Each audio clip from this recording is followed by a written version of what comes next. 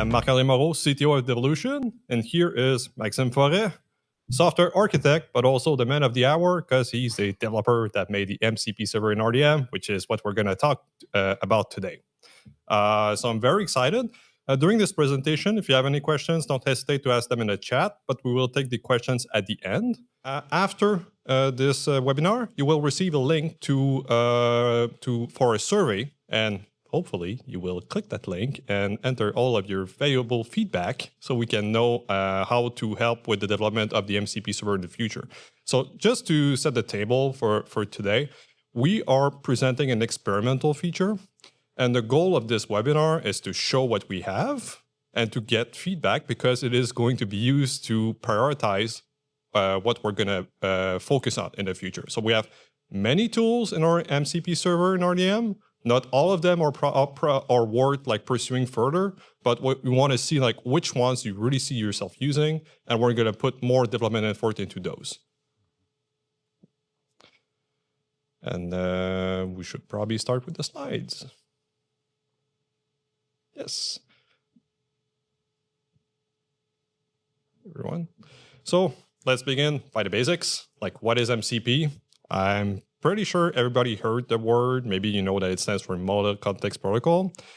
It has to do with AI, but what is it truly? Like, MCP is nothing more than an RPC for LLMs. And what this means is you can have your LLM or your chatbot make a function call to an existing tool that you have.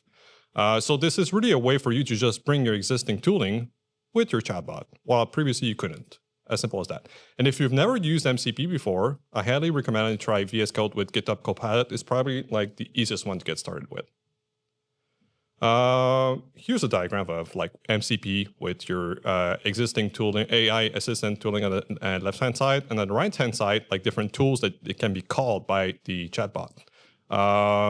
Previously, what you had is only the left-hand side. Like you would have like ChatGPT or Claude, and then we would ask it to do things for you. It had some tool calling behind the scenes, like you could ask it to generate PowerPoint or things like that.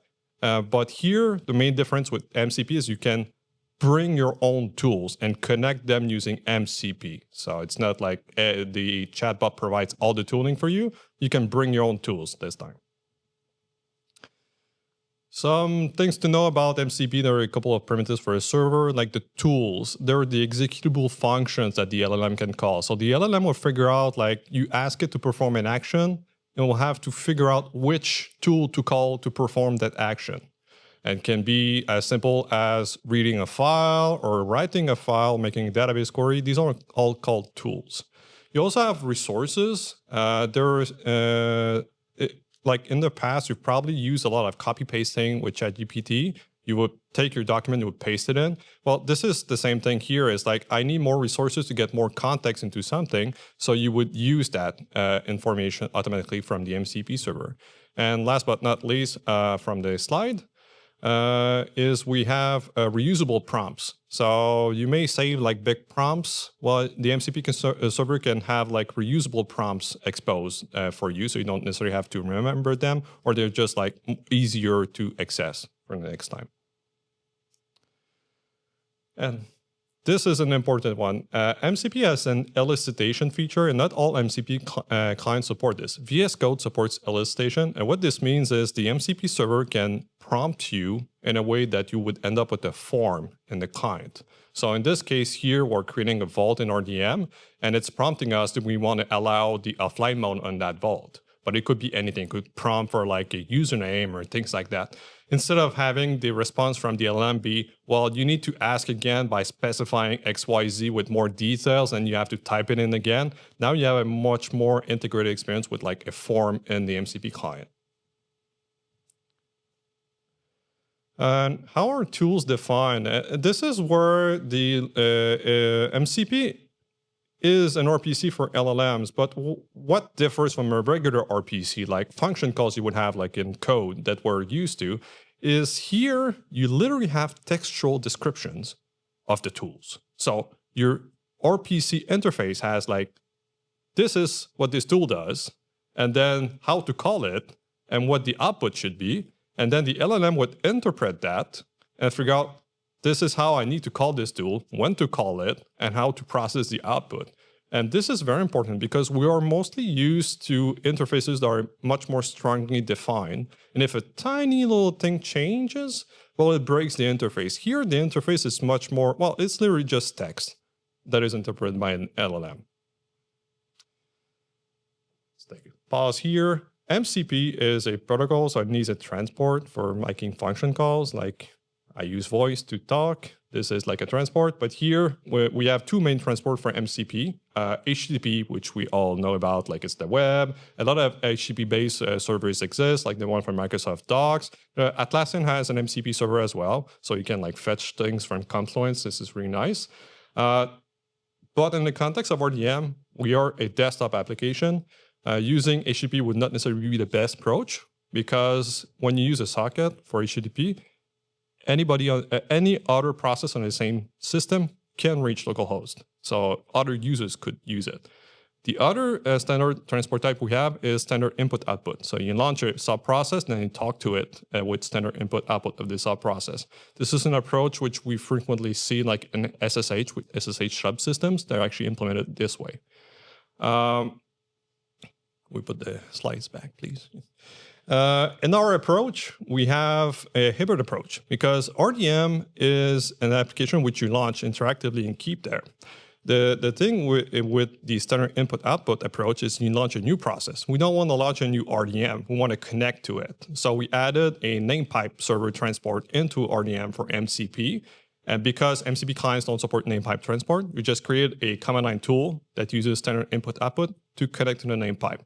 And this is important because for a local application, we can use a name pipe server access control to limit it to the same to processes running as the same user as RDM. So if you are user A inside your session with RDM running, only other users, processes running the same user can connect to it. So you retain user isolation. Just to put like images to what I just said, because it may be very abstract. You, as the user, run VS Code. You launch the tool, an MCP proxy tool that connects to the name pipe transport inside RDM. Now, if you have like a process running as another user on the same system, well, it would get blocked by the name pipe transport, where it wouldn't get blocked if we had simply used an HTTP-based transport. And then if that wasn't enough, we've added a feature where whenever a MCP client connects to the MCP server in RDM, you get a confirmation prompt, and the confirmation prompt includes like the client information. Like in this case, we see it's Visual Studio Code version XYZ. It's requesting to connect to the MCP server. And since we're using MCP interactively in this case, like you open VS Code, you open RDM, you shouldn't see this prompt out of the blue. Like you're expecting it to be prompted when you're connecting to it. If you find this annoying, you can turn it off, but this is just an additional security feature we added because it was because we know that you have a lot of concerns with regards to security and MCP. So we're exploring all the various ways we can improve the security of this so you can benefit from the productivity gains of using MCP and RDM. RDM is a connection manager, not a password manager, and the difference is very important, and even more so when it comes to MCP. With a password manager, in the context of MCP, you would ask, like, give me my credentials, and it would get you the password. Like, for instance, you prompt the MCP server for Bitwarden, you ask it, like, give me my credentials. You have the credentials back into the LLM, then you would use another MCP tool and make it make a connection, for instance, to an SSH server. The problem is, the moment it gets back into the LLM, it gets logged in the chat logs and in all kinds of places you don't want your credentials to be. So that's a problem. But we are a connection manager. So we take care of the credentials and we take care of launching a connection for you. By doing so, you can just ask RDM, open this connection, and then make operations inside this connection without ever sending the credentials back to the LLM. So the LLM doesn't see the credentials, and this is a huge advantage of using a connection manager in this case, as opposed to a password manager. Just to show, like in pictures again, if you use an MCP server from a password manager, well, the first step is you grab a password, then you send it back to another application, but in between, the LLM catches it and it gets logged. It's almost too simple, but like the diagram is like, you request the connection, RDM makes the connection, credentials are not passed back, and problem solved. As some of you may know, I'm the expert of RDP, so there had to be a small part about RDP here. RDP has no native remote execution protocol, but the good news is we've added a virtual channel extension to RDP to support remote execution. Where does this tie into the MCP server? Well, it's because if you install Devolutions Agent on a destination server, it has the virtual channel extension. And from RDM, we integrated the remote execution capabilities of the virtual channel into the MCP server. So you can start launching RDP session and then start prompting to execute commands inside the remote session, which we'll show you a demo of this because this is too exciting to keep. And diagrams like, you have VS Code connected to RDM and run command inside RDP session. It's almost too simple to explain with an image now. Demo time.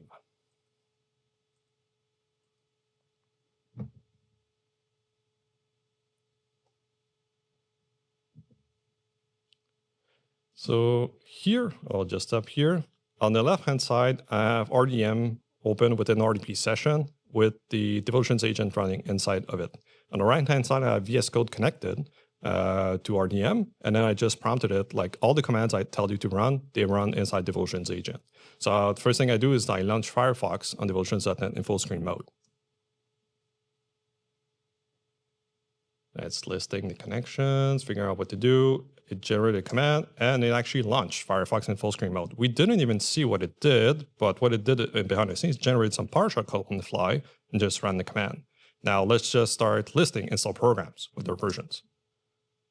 And or you just type in list install programs with their versions. And it generated code, and it starts picking out literally the summary of the install programs from the remote system. And now how much free space there is. I could go and click and see how much free space there is, but it's just impromptu way. So I can just ask it and just summarize the details of it. And I want to see the services running, find the ones which take the most CPU. Of course, Windows Defender is there with terminal services and SQL Server. But this is all things that would take a lot more time if you were to manually do it by clicking everywhere. And the one other advantage that you have is like, on the remote system, you don't have like GitHub Copilot or something like that installed, but you do on your client machine where RDM is running. So this means all the machines that you connect to, you can start using GitHub Copilot or any of your favorite LLMs with the MCP server from RDM. This can speed up a lot of things. A lot of IT operations are still led mostly by RDP ops, where you just like connect with RDP to everywhere and then click, click, click somewhere. Now, if it's just a prompt away, maybe you'd be tempted to just like type it in instead of like going and trying to click everywhere. And yeah, and of course, can we install Wireshark in this case? Just this is just to show that we can see the command which is to be executed. In this demo video, I turned off the confirmation prompt, but by default, you have a confirmation prompt whenever it calls an MCP tool. Here we can see the command winget install Wireshark foundation.wireshark, but you can review the commands before they are executed. This is something that we want to explore like more ways to secure in the future, because of course, you know, well, if you don't approve the commands, it could be not necessarily good command or something that would break things. But we were thinking about like making a connection of scripts. So you could ask it to launch pre-authorized scripts, or you can just like approve commands as they are generated. And so we started strong with this video. Now we're going to take a step back and go over as many MCP tools as possible with Maxim. And the goal here is we're going to showcase a lot of them, see what you like, see what you would see yourself using, and comment on like, yes, these MCP tools, I see potential. I'd like to use those in the future. And then we're going to put more development effort into them. All right, so let's get started with the second part of this demo. I built this second part with a customer journey in mind. So we start from scratch. So we have a fresh data source that we created in RDM. And we're going to go through, well, we've seen already the RDP, so that's the last part. But how we create folders, how we create vaults, and how we can use the MCP server with RDM. So the first part is around concerns the vault and folder structures. So we want to list data source, one of the tool. We want to create vaults, and we want to also create a structure for your vault that you just created. So that's what we're going to show you in a second. So let's start this demo. So as you can see right there, we've added like a new tool in RDM in the More Tools section called MCP Server Experimental. When you open this tool in RDM, you get prompted like a dialog to just stop and start your server. By default, it is not started. So in a way that's important. So by default, it is not enabled. So don't be scared. You need to enable it if you want it. This, like the dialog that Maxime is showing, is like if you want to manually start it, but there's a way to start it automatically on RDM startup. And for those that do not want to see it at all, we added a group policy to fully disable the MCP server in RDM. So if you want to deploy the GPO and make sure nobody can go and click that thing, you can. So if you like it, you can enable it. If you don't, you can disable it. So we did everything there. Exactly. So it's secure by default. Yeah.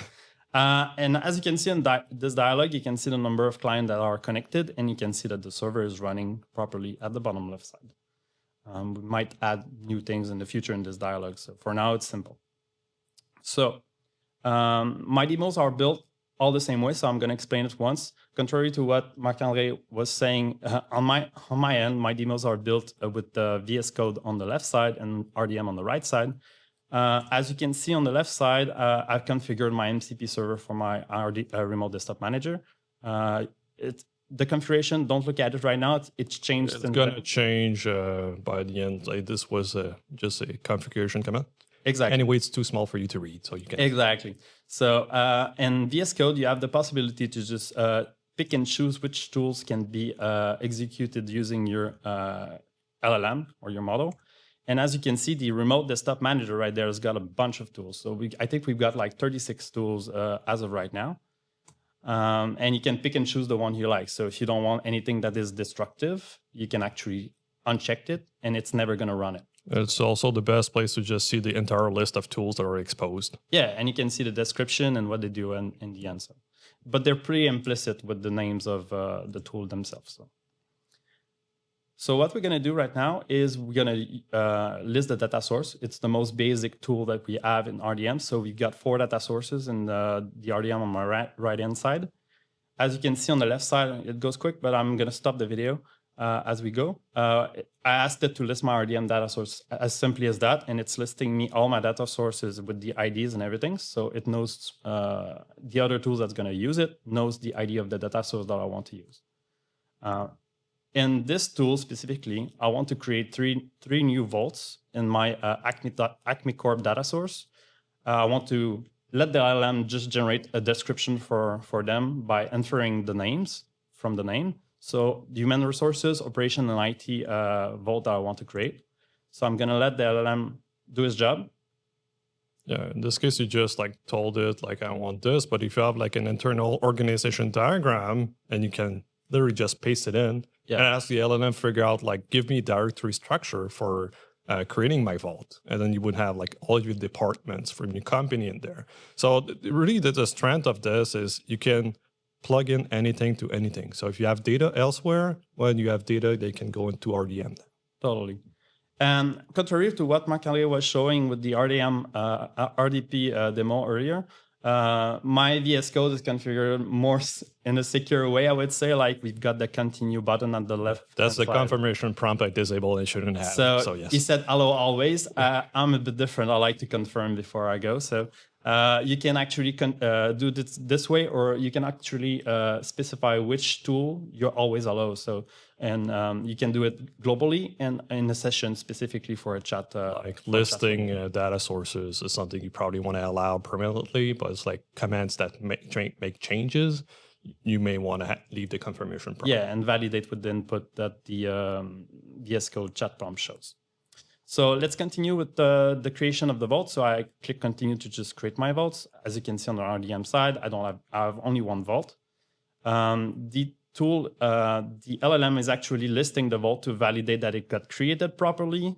And then in RDM side, you can see the 3 vaults that got created. I showcase this in the vault dialog that you can see right there with the description that got auto-generated from the LLM. It may not look like much to somebody like watching this right now, but previously what would happen is it would go to ChatGPT and you would tell it like, give me a structure. Then you would have a structure with description, and then it would go into RDM and then click create, copy paste description, and you probably save like 20 or more clicks by just like prompting here. So it doesn't look like much, but it saves time somewhere.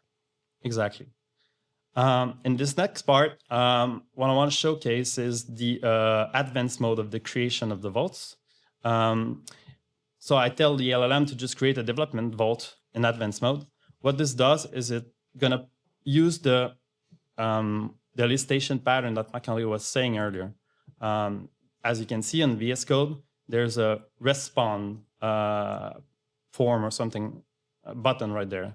This is the elicitation pattern that we've seen and show in the beginning in the theory part. So when I create this vault, it's going to prompt me for more information. What's missing? So do you want to create an offline? Do you allow offline? What's the vault content type? And the next part is the access request role for this vault. So what you're saying, it's almost like an installation wizard where you just click next and select something, next, but through your LLM. Exactly. Almost like that. So just to validate that it got created properly, as you can see, I'm going to open the development vault I just created. The visibility is private. The content type is business information, auto-generated a description, and the allow offline is actually unchecked in this case. So it used the prompt that I just chose pretty much. Yeah. So the next part, I want to create a full structure of folders into this development vault. So ask the LM to propose me a structure without like doing it specifically, so I can confirm it in the end and iterate over it if I don't like it. So in the IT vault, I want to create a structure. So I ask it to keep it simple. I have two environments, staging and production environments. I tell it that I have like RDP and SSH, and I have a SQL server that I need to handle. So I give it a big prompt compared to the previous one that we've seen. It's going to show me like what it's proposing me to do. And then following that, I can confirm or deny or just iterate over it to just so just like we created Vault previously, now we can populate the vaults with the directory structure to get started. Instead of like putting our connection entries like in the root, and then like at one point it's like you have way too many, so you start creating folders and moving them. You can actually start with a good directory structure. So as you can see, it runs the create folders tool on the left side, and RDM and auto refresh. Oops. And it created the structure. I'm just gonna restart the video and pause at the end so you guys can see it. It created the full structure that it proposed me from the LLM. So that hopefully this saves times for onboarding process of RDM. So yeah, hope you hope it saves you time when you onboard with RDM. Next up is the basic vault operations. So you start with your structure, you start creating entries in RDM specifically. We don't have a tool for that yet. We might have in the future. But lots of people listening today already have entries, or they're probably more interested into this part. So this is the part where people with entries, like you're saying, might get more interest into. Like you have entries, now you want to do stuff with your entries. So you want to list them, you want to get one of them specifically, or you want to know what happened to an entry with its logs. So let me demonstrate that what we can do with this. So I want to list all my entries in my IT vault of Acme Core data source. So it knows the data source, it knows the vault I want to use. So it's gonna run the RDM list entries tool to just list me all my entries, including folders. So you can ask it to structure. After that, you can iterate over it since it's got it in its memory, so it knows the structure of it. So you can ask it to structure me the response in a way that I can see it properly. So because the LLM is processing the output and it can choose how to display it or format it for you. You can actually be specific about it. So you can ask it to sort them by entry type, like all my RDP session, all my SSH session, things like that. And nice thing to know, every single tool that we've created actually has a next step in the response. So it knows what you should do next. So it shows like inspect a specific entry in full, provide entry ID or name, or I guess it inferred some of the things that we don't support yet, but you could actually maybe do it with an MCP server to export this into like a JSON format in a file or something similar to that. So it infers something that it could do also in this case. And one thing to know before I go further in this, you might have seen like in this list entry, the password in the response. As you can see right there, it says redacted. We have actually added like a setting since then where we can hide or strip those passwords from the response to the LLM. So no password will never get leaked. It's by default not in this way, but you can actually activate it if you want. Well, that's a good thing, because when I mentioned password managers earlier, like password managers in an MCP server would return the password. But since we have a connection manager, if you're doing everything properly, you shouldn't have to return a password. So it's turned off by default, but if you need it, you can turn it on. But it's just an additional security feature we've added to the MCP server. So if your credentials remain on the RDM side, they don't need to get back into the LLM. Exactly. So let's continue with the demo. I want to get a specific entry, in this case, the development team SQL server. So it gives me more information since only one entry in this case. And following this, I want to show me the logs of that entry. So I don't specify which entry. It knows that it's the last one since it's in its context. Yeah, that's an important thing to add. Like in your chatbot, it will try to infer as much as possible by default. If you want something that is not a sensible default, well, you need to be more explicit about it. But the goal here is to make the tooling record as least explicit information as possible. So you implicitly can just figure out what you want. Exactly. So by default, the logs, the log tools shows the last 30 days. You could have said like 15 days. It would have filtered properly in this case. You could have ordered them also. And as you can see, we see all the logs, viewed entry, entry edited, and all of those logs that happen to this entry. So that's it for the basic operations. Now we can do operation that modifies the entries themselves. So we can rename entries. Yes, that's good if you want to do some cleanup and things like that. Exactly. So you want to rename entries, you want to change the username, the domain, the host, and the ports.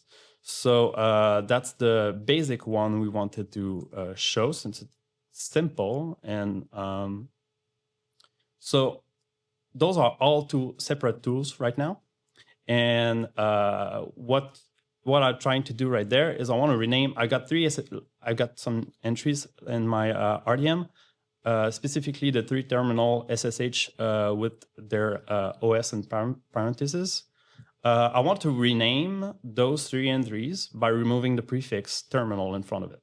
So I gave it a prompt that it needs to infer some things to just knows that it starts with terminal and remove it. If you have only one entry, just like right-click, rename, that's it. But you have a couple of ones, well, sometimes you get lazy. It's like, well, I could just like tell it, can you just do it for me? It's much faster this way. It's much faster, totally. So as you can see, it listed the entries. After that, it's running the update entry names. It's going to run them sequentially for all the entries that you need to run to rename in this case.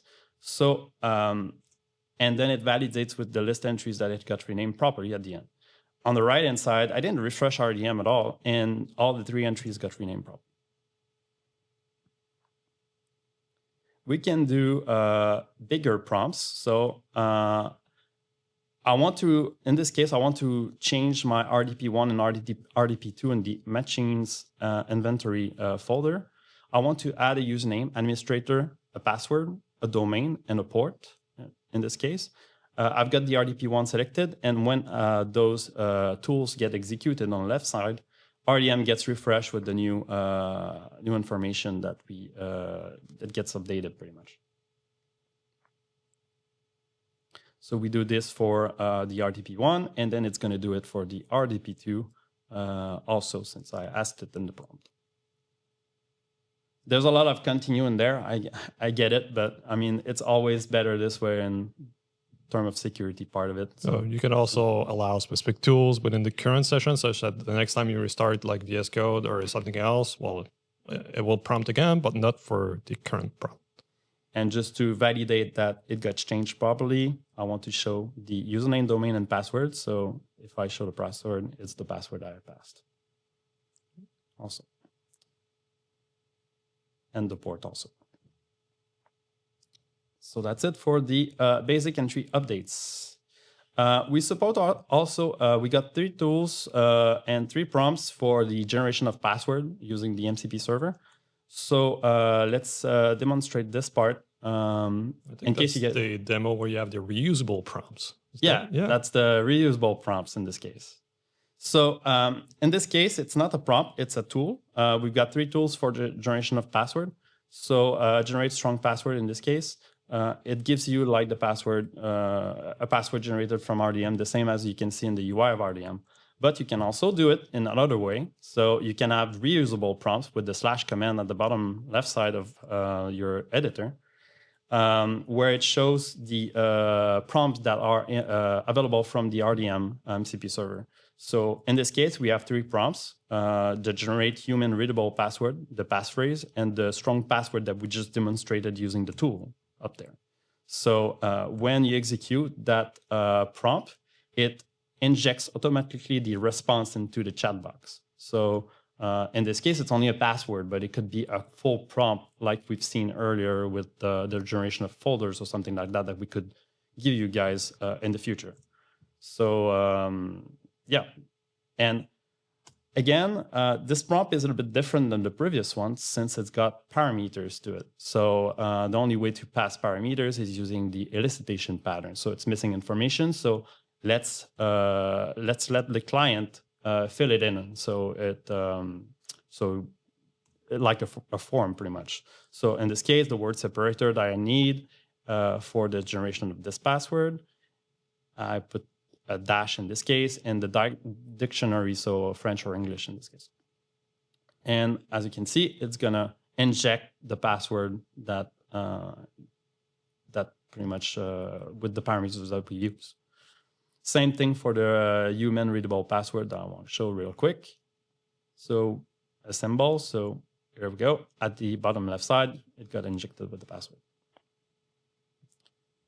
So it's a small little 3 tools and 3 prompts that we can use with this MCP server. Next up is the OTP credentials. Some of you might use it. So we can add and obtain an OTP credential using the MCP server from RDM. So in my demo, I'm going to show you guys the a prompt where I just want to add like an OTP to the RDP1 entry. I put a name and I put a secret. The secret is from a website that I use to generate fake data for OTP. So it runs the add OTP to entry command, tool right there with the proper information that I've given it using the prompt. And as you can see, it added it, updated the right-hand side of RDM, and now I can use this OTP with my RDP1 entry. And just to double validate that it worked properly, as you can see, it's the same number as the website. Maybe not everybody knows that this exists in RDM at all, but yes, we have an OTP credential entry, and you can actually save the secret and have the temporary password just shown. But now what we've did is we've wrapped that into the MCP server, so you can actually use those capabilities from the MCP server now. Exactly. So it's really powerful, the OTP. I like it a lot. So in this part, what I want to show is that we've added the OTP. We've seen it in RDM, but you also have the second tool where you can get an entry OTP in this case.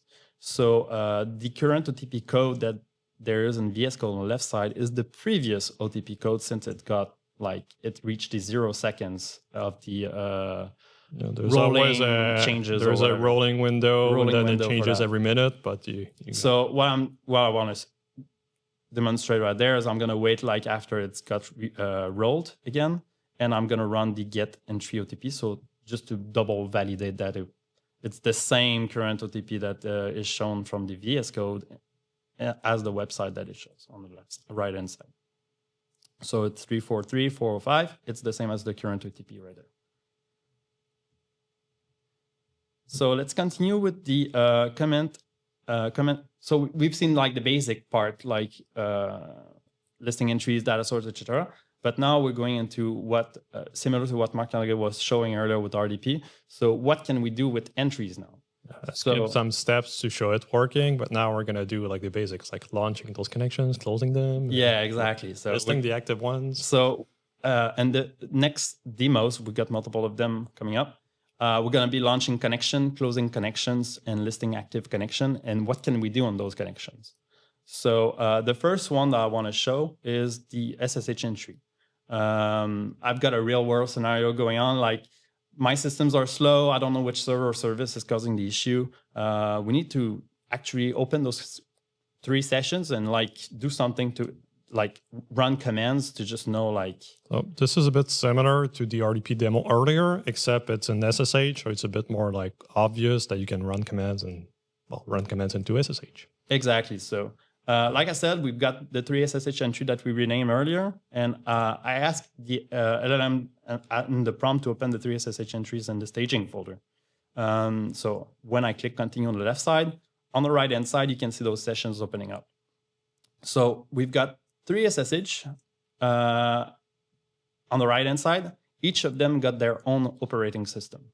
First one is Linux, second one is macOS, and the last one is Windows. So as you guys know, like running command and SSH on those machines is different from each machine. So I'm listing my open connection. It shows me that they're open, everything works. The next options I can do is send a command on to one or all of those SSH sessions. So for the scenario that I've built, I want to know, like I want to run a command on those machines, but how can I do it? So I simply ask the LLM, what can I do in those SSH entries? In the end, you guys are going to know like those commands, like the basic commands on each of those entries, since you might use the MCP server a lot, and then you're going to know them. But if you don't remember them, you can actually prompt the LLM just to ask it, what can I do on it? And it's going to give you those actions that you can do on those, on specifically in this case, the SSH entries. So you can close the connection, get the connection info, send command, and other ones that you can use. Just to clarify, these are the commands from the MCP tools, and not necessarily the commands within the SSH session. But like, if you don't recall what the MCP tools can do for you, well, there's the chatbot. You can just literally ask it, tell me what I can do with those. Exactly. So in our case, the one that we're interested into is the send command, this one. Or we could actually use a script to just send a script already in your script folder, for example, and pass it in and just use that script to just send to those SSH. So what Marc was saying earlier, reusable scripts also. So let's run a command to get the top 5 processes that use the most CPU and memory usage on each of the open SSH entries. So it's going to run 3 commands, 1 for each. And as you can see, it got injected into each of those, well, passed through on each of those sessions. So, and in my case, I spotted that the SQL server from the Windows machine is actually using the most CPU. So let's restart that service using a prompt with the LLM. So run a command to reboot the SQL server service with instance name SQL 2019 in this case. So I validate that the command worked is what I'm expecting. And then I continue, and just on the right-hand side, you can see that it got restarted right away. So there we go. It should restart in a second. So here we go. The service was restarted properly. Nice. So you could do that on multiple machines at the same time. It's an example on one connection, but it could be on multiple connections at the same time. So talking about SQL Server, so let's jump into the next tool that we got with the SQL Server entry type. So just Maybe you do not know that we actually have a SQL Server entry type, but yes, we have it like built into RDM. So it kind of looks like SQL Server Management Studio, but directly within RDM, and you don't have to launch SQL Server Management Studio. So this is really exciting. And then we connected the MCP server to it, so it couldn't get any better. And as a user of Microsoft SQL Studio, it's really slow. And it's way quicker in RDM for sure. So the scenario that I've built up is we're investigating spam issues with the devolution form. So I've got a devolution form database on my machine. And the idea would be to simply like ask the LLM to just query that database. So there's two tools that are available on this entry type. The first one is the schema. So it needs to obtain the schema to know like the structure of the database itself. So the primary keys, the foreign keys, the unique constraint, et cetera, to build this SQL properly in this case. So I didn't show like the first command, the first tool itself, like the schema, but I queried the LLM to just show me the last 3 registered users on the form users table in this case. So it created the query. Is it perfect? I don't know. Like maybe not. Maybe it's the LLM that created it. But if you don't like it, you just iterate over it and just pretty much put more detail so that the query is. But since already the LLM got the schema information, it doesn't have to guess much. It actually knows like the table names, the column names, and everything. So by default, it actually gets it right most of the time. Most of the time, yeah. And then you don't have to know SQL, which is a huge plus. You might not know SQL. So you try something, you validate it, and if it works, it's perfect. So yeah, I just run the queries that you can see. So we've got 3 users that the last 3 users that got registered on the devolution form database in this case. So next part is the Hyper-V entry type. In my scenario that I've built up is I've got a QA colleague that tries to connect to a virtual machine in the Hyper-V in your infrastructure, and it's not working. Like a common case we have internally is like every time there's a power outage, like there's a week of like, why is my machine not up and running? Can you restart it again? Can you restart it again? Yes. Yeah, so we get that often here. So you probably get that too. So so what you can do is you can use actually the MCP server. We've got multiple tools or actions available to this entry type. So in this case, I want to close all my connections. So I've got my 3 SSH. I close them all, and I tell it to open the Hyper-V connection that is in the Hyper-V folder. So it closes them all, and then after that, it opens the connection for the local Hyper-V. I've got only one virtual machine, Windows 11 dev environment in this case.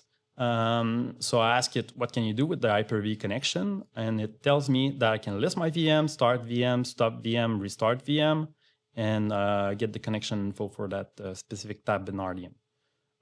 So we run the list VM command in this case, where we can list, there's only one, so it's a bit basic in this case. But my laptop let's say you have 10 Hyper-V VMs, so let's imagine you had 10 instead of 1, but you get the idea. So after that, I ask it to stop the VM. So on the right-hand side, you can see that RDM is working to stop the Windows 11 dev environment VM. As you can see, it got disabled. And I do the opposite operation where I just start the VM again. You're seeing that it's working. It got enabled back again on the right-hand side. And yeah, so that's pretty much it for this part of the demo. Another tool that is could be quite useful for you guys. We've done this really quick. Yeah. Like on time. We're on time, so that's great. 9:45. We got a QA part, a Q&A session that we can do. Because at the dry run yesterday, it became obvious we would go overtime, so we had to cut a lot of stuff. But now we're perfectly on time, and we're at the Q&A. I think so. You want to say what's next before we go to the Q&A? And yes. Can we have the slides? No, it was a preview. Yeah. So Just to be clear, the MCP server in RDM is an experimental feature, and I insist on the experimental part. It's not enabled by default. We try to add as many security features as possible, but please give us feedback. Go on the forum and tell us what you want, what you see yourself using, what you'd like to be modified, things like that. MCP is evolving quickly, so the pace at which like AI and MCP goes is like at breakneck speed, but it is still a work in progress. We want your feedback, and we're looking for ideas and use cases.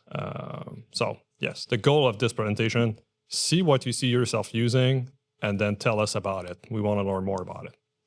And we're at the Q&A now. So question 1, having a computer with NPU over 40 would be a benefit. Does it need any NPU or not? Well, the NPU will be for the LLM to run.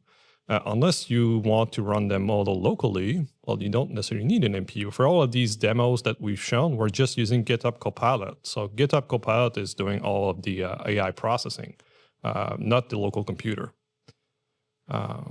Unless you want to add to that. It's also possible to use a local LLM. Technically, it's all on the MCP client side. So the MCP client is like just the glue that connects and calls the tools, but you need the LLM somewhere. And you can use a cloud-based one or a locally hosted one. As long, I mean, in the documentation that we're going to have on the RDM website, we strongly suggest that you use a local LLM. I think there's a question, the question 2 from Carl, where can we use any LLM, and is there, can we use Olama? You can pick and choose what you want for the model. So you can install your local model and just use that with your favorite MCP client in this case. A lot of people like default to, oh, I want to run this locally. And yes, it's a good idea. Like you can use a Llama, you can use anything that runs locally, but it takes a lot of resources. You might want to consider like all of the paid options for the cloud hosted ones. They often have like different terms, like they won't use the data that you put in and things like that.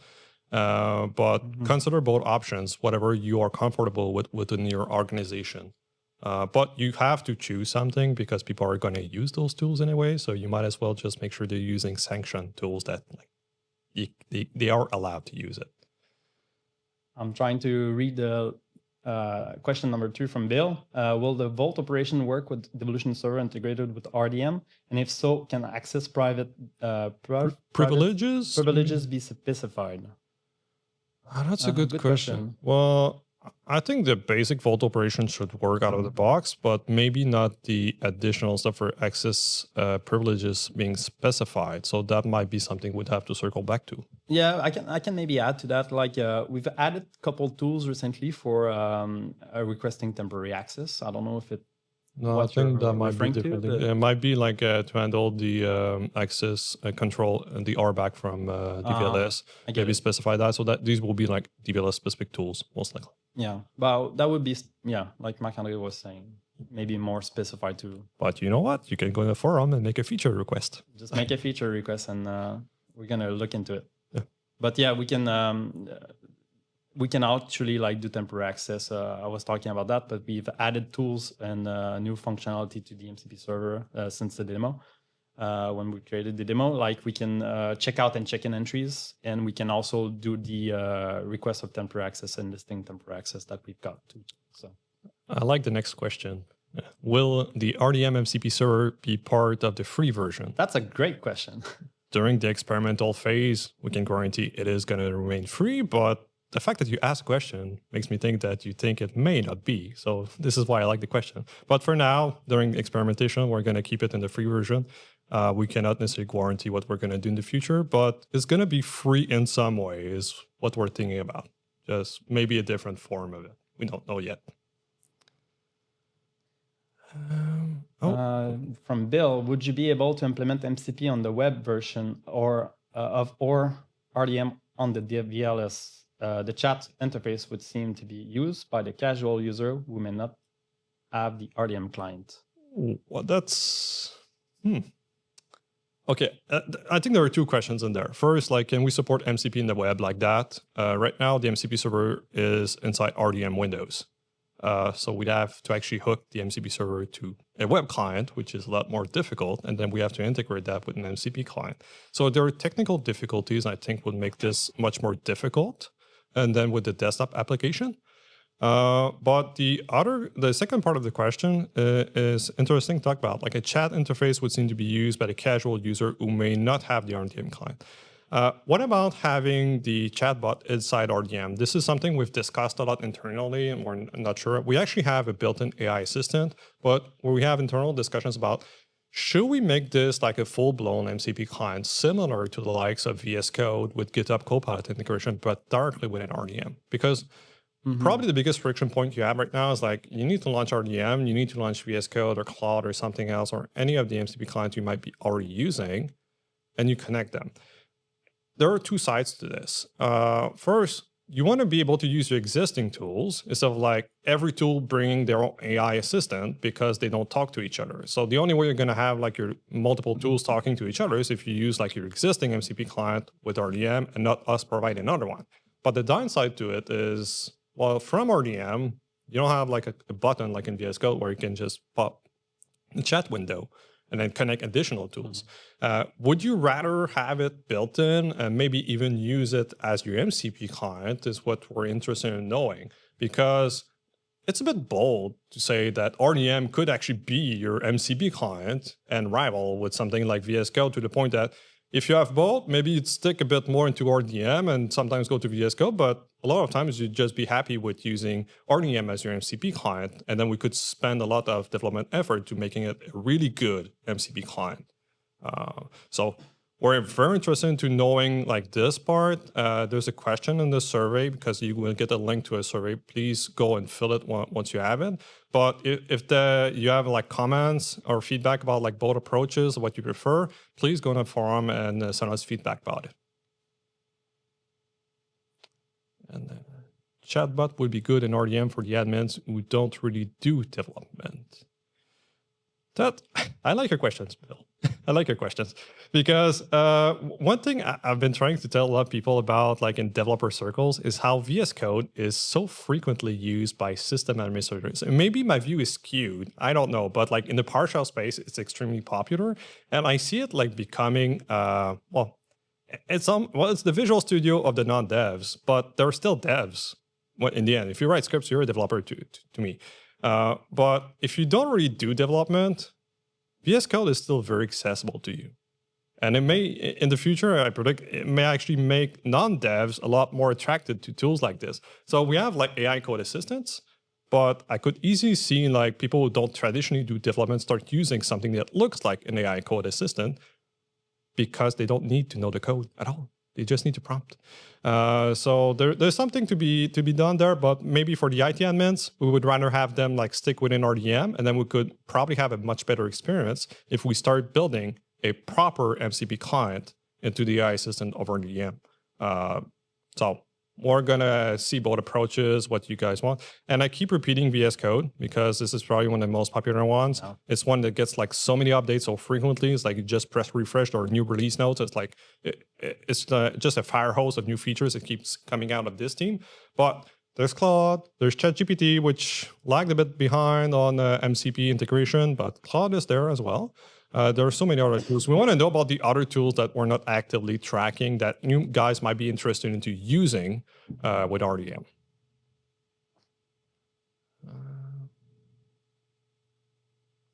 VS Code is like PowerShell IEC, but on steroids. I agree with that. Yeah. I tend to agree with that. It's actually the official replacement of PowerShell IEC, if you listen to the PowerShell team, what they're saying. Admins moving to using tools like Terraform would be the VS Code users. VS Code users. So if I understand your response, what you just said, like the admins not moving to Terraform and still connecting with RDP all day long would be using RDM as their MCP client. Well, could be. We can dream big. See that. Maybe you could do that. Yeah. Any other questions? No? Well, on this note, I think it was a really great presentation. This is experimental, so I can't wait to see when it's going to be non-experimental, like the state of the MCP server in RDM and where we're going to go with AI into RDM. But we're very pleased to be part of this like evolution and bring all these new productivity tools to the tools that you already know, like Remote Distance Manager, but plus AI. Like, what can you do with it? We can make yourself more productive than before. Use it, try it, see what you can do with it, and let us know your feedback. So Feedback feedback is important. So yes.